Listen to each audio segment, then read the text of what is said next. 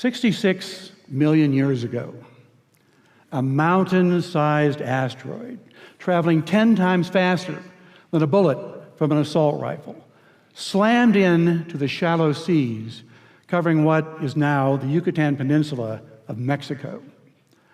The immense energy of that impact hurled rocks as far north as Canada, and it vaporized the asteroid, part of Mexico and part of the shallow sea. Glowing hot fireball of vaporized rock and water rose far above the Earth's atmosphere and spread over the planet. As it cooled, molten drops of rock about the size of a grain of sand solidified into an immense swarm of shooting stars. The shooting stars re-entered the Earth's atmosphere and heated the upper atmosphere to 1,000 degrees Fahrenheit. Standing at the ground, the dinosaurs saw the blue sky become a sheet of red-hot lava. The scientific artist, David Hardy, imagines the fate of the dinosaurs in this painting. They broiled to death under the glowing skies.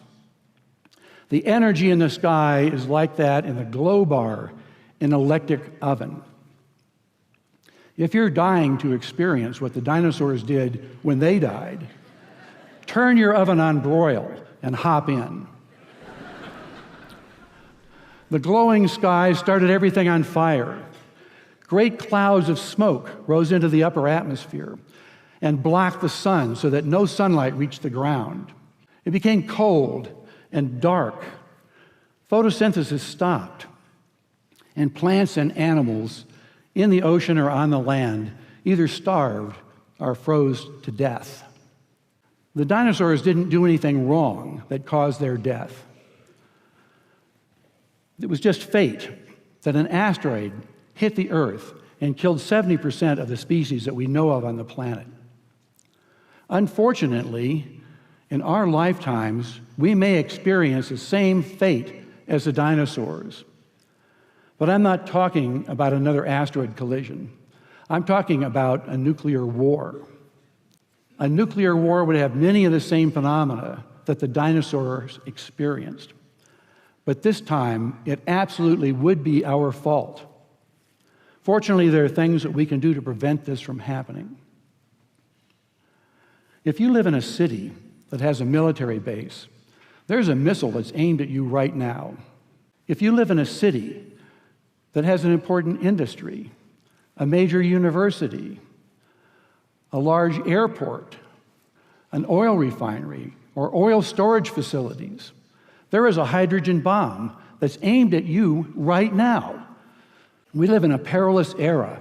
There are 15,000 nuclear weapons on the planet, and the 9 nuclear weapon states are in conflict with each other. The United States and North Korea, NATO and Russia, India and Pakistan. We're just one misunderstanding, one mistake, or one fanatic politician away from a nuclear conflict. In the Second World War, fleets of hundreds or even 1,000 airplanes were used to bomb a single city. But with the invention of the atomic bomb, only one airplane and one bomb was needed. The Enola Gay carried one atomic bomb with the power of 15,000 tons of TNT. And when it dropped that bomb on Hiroshima, Japan, 100,000 people died. Over time, even more powerful bombs were built, hydrogen bombs. This 1960s airplane carried 5 hydrogen bombs, the red and white things there, and had the power of 500 Hiroshima bombs. And of course, the United States and Russia don't just use airplanes. They have intercontinental ballistic missiles with hydrogen bombs on them. And they have nuclear submarines with missiles. A single Trident missile submarine can carry 100 hydrogen bombs with the explosive power of 1,000 Hiroshima bombs. Knowing the power of the bombs and their targets, we can understand the destructiveness and loss of life that might occur if these were ever used. Let us imagine, for example, that the United States attacks Pyongyang, North Korea, the capital, with the smallest bomb carried on a Trident missile submarine. 500,000 people, about the population of Sacramento or Baltimore, would die. Nuclear weapons kill people in 4 different ways. In this orange circle, there's a shock wave so powerful that it knocks down concrete buildings and kills everyone within that zone. In the red circle, there's radiation that's released from the atomic bomb as it fissions. The radiation would kill 50 to 90% of the North Koreans over the next few weeks. In this green circle, the shock wave continues out with enough power to knock down residential buildings. And in this yellow circle, 6 miles in diameter, there's a blast of light so bright that if your skin was exposed, you'd get third-degree burns, which can be fatal.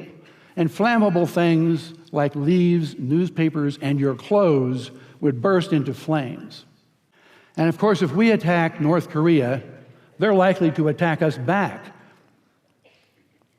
If they use the same sized weapon that we used, and they've already tested one like this, they could kill 150,000 people in this 6-mile diameter circle in Denver. And these terrifying scenarios I'm talking about are just if each side uses one nuclear weapon. But Russia and the United States each have 4,000 strategic nuclear weapons. That's enough to attack each city with more than 100,000 people in each country with 10 atomic bombs. In a war like that, 400 million people would probably die on the planet, in China, in Russia, in Europe, and in the United States. But wait, that's not all. I've just been talking about the damage near ground zero. And that's all the military considers in their war plans. But there will be collateral effects. Remember the dinosaurs? It was a burning forest that killed 3/4 of the species we know about on the planet. And the same would happen after a nuclear war. Cities would catch on fire and burn. It's this damage, the damage the military doesn't even consider, the damage that's just thought of as an accident that might destroy human civilization.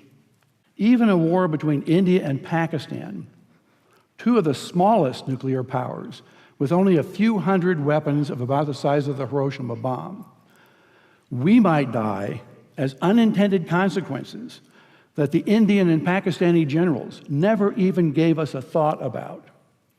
My colleagues, Luke Oman and Alan Roebuck, calculated the spread of smoke after a war between India and Pakistan. It only takes about 2 weeks for the smoke to cover the entire Earth. And it would rise to altitudes between 20 and 50 miles above the surface. At those altitudes, it never rains. The smoke would stay there for years. This farmer may be in Europe or in the United States, but many thousands of miles from Pakistan and India, is looking at the smoky sky above him and down at the crops that have died in his field from lack of light and cold temperatures.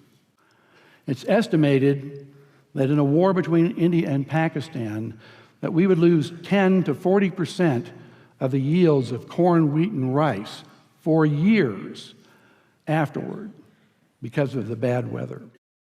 The entire world only has enough food to feed the population for 60 days unless agriculture produces more food. Ira Helfand, a member of the Nobel Peace Prize-winning International Physicians for the Prevention of Nuclear War, has estimated that 1 to 2 billion people would die after a war between India and Pakistan of starvation.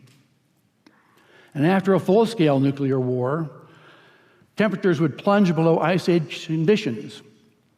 We would be in a nuclear winter. No crops would grow. It's estimated that 90% of the population of the planet would starve to death, and civilization would be destroyed. And no one would be safe. Not those in countries with no nuclear weapons, not those in countries that didn't participate in the war, and not those on the other side of the planet from where the explosions occurred. No one would be safe. I bet you're not getting a warm and fuzzy feeling out of this talk. But we don't have to just keep plodding on like we have been, walking toward disaster. We can do things to stop a nuclear war and prevent global starvation and the end of human civilization. In the 1980s, politicians recognized the dangers of a nuclear conflict and did things about it. Nowadays, politicians don't seem to understand the dangers of these wars, and the younger generations hardly give nuclear conflict a thought. We baby boomers had this drummed into us. In grade school, we were taught duck and cover drills and how to get under our desk in a hopeless attempt to avoid the nuclear explosion.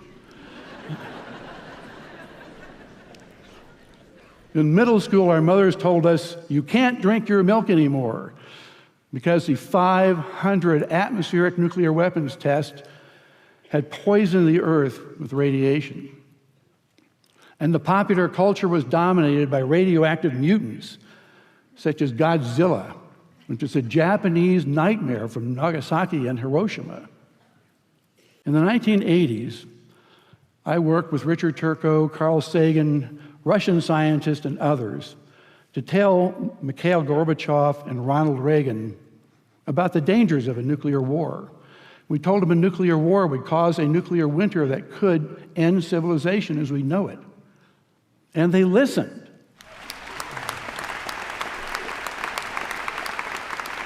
Ronald Reagan said, a great many reputable scientists are telling us that such a war could just end up in no victory for anyone because we would wipe out the earth as we know it. And Mikhail Gorbachev said, models made by Russian and American scientists show that a nuclear war would result in a nuclear winter that would be extremely destructive to all life on Earth. The knowledge of that was a great stimulus to us, to people of honor and morality, to act in that situation. In September of 2017, the United Nations passed a resolution banning nuclear weapons, like landmines. Chemical and biological weapons have been banned. Unfortunately, the nuclear weapons states want to ignore that ban and just plod on like they have been. And it's up to us to wake them up before they sleepwalk into a nuclear disaster. What can you do about this? Talk to your political representatives. Tell them you'd like the Department of Defense to report to us on what would happen after a nuclear war. They did this in the 1980s. How many people would die in Korea if we attacked them with nuclear weapons? How many people will die in Russia, China, South Korea, and Japan, the countries that surround North Korea? And what will happen if, like every other war we have ever fought, it does not go as planned and expands beyond North Korea? And you should ask your politicians to stop launch on warning. In launch on warning, the American president can launch nuclear-armed missiles within minutes without consulting anyone, using the nuclear football, which is carried everywhere the president goes by a military officer. In 1968, the United States and 190 other countries signed the treaty to prevent the proliferation of nuclear weapons. In that treaty, we promised to build our nuclear arsenals down to zero as soon as we could. We need to keep that promise. All of our lives may depend on it. Thank you.